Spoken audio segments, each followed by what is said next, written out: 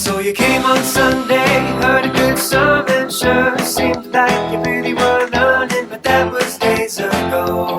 And since that time, you've watched a lot of shows, heard a lot of news, read a lot of photo captions, maybe a book or two. You got the information overload blues, made you forget the good news, need to remember the good news. So let's check up, pull up a chair for the midweek checkup now. Welcome to the Midweek Checkup. My name is Bobby Gilles, and I'm joined by Lindsey Blair. This past Sunday, Pastor Stephen preached Exodus 32, the story of the golden calf. He taught us to see that we were made to worship God and become like Him. Stephen helped us to see how our disordered desires lead to wrong worship. But he didn't stop there. He gave us this hope.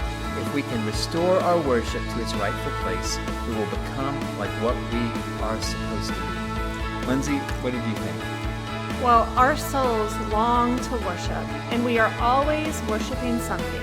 Pastor Stephen encouraged us to examine our hearts and consider what we are worshiping. These may be things that we've been conditioned to worship without even realizing it. There's a wonderful invitation here to open our eyes and be aware of what these things are. And then we can begin to get curious around how our souls are being molded to those things that we worship. Now, for anyone who needs help remembering or missed the sermon, let's do a quick recap. All right.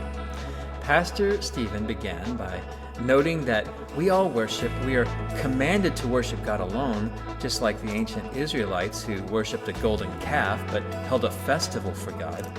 They attempted to blend two religions or two gods together, and that's called syncretism. We do this when we claim to worship God but give allegiance to other things or beings. Even atheists worship, whether it's money, beauty, power, or the human intellect.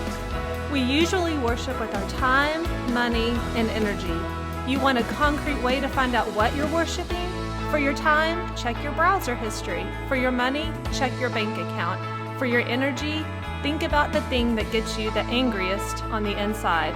Follow your time, money, and energy, and you'll find out what and how you worship.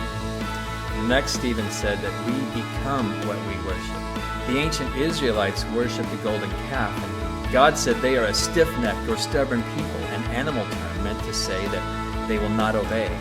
We worship our entertainment, and we, like our phones, become objects to be used, turned on in the morning, charged at night.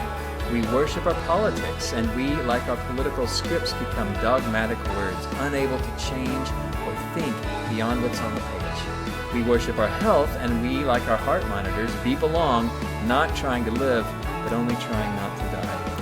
Worshiping physical things is a terrifying prospect, but if we become like the thing we worship, then worshiping the God of the universe will fill us with love, joy, peace, patience, kindness, goodness, gentleness, and self-control. God offers us the chance to rule the cosmos as His stewards in right relationship with Himself and each other as we kindly and graciously make the universe more good, true, and beautiful. And this invitation to worship God, to become like God, only exists because of what Jesus did. Jesus was the new and better Adam. Jesus was the true Israel. He fully and only worshiped God because He was God. He resisted the temptations of the devil.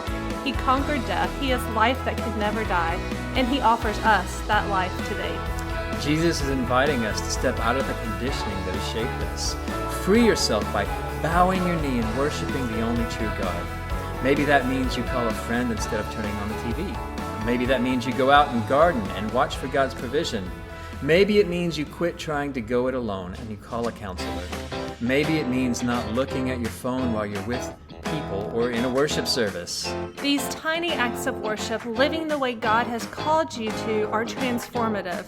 Not immediately, maybe not even a way that you can tell, but that's the thing about conditioning. It's slow, it's subtle, it takes time, but it is transformative. Well, this Sunday, we'll continue our current series looking at how rebellious spiritual forces tempt God's image bearers to doubt God's character and His promises. And in Bible Fellowship, we'll study Psalm 27 together on this second Sunday of Lent. Join us and bring a friend.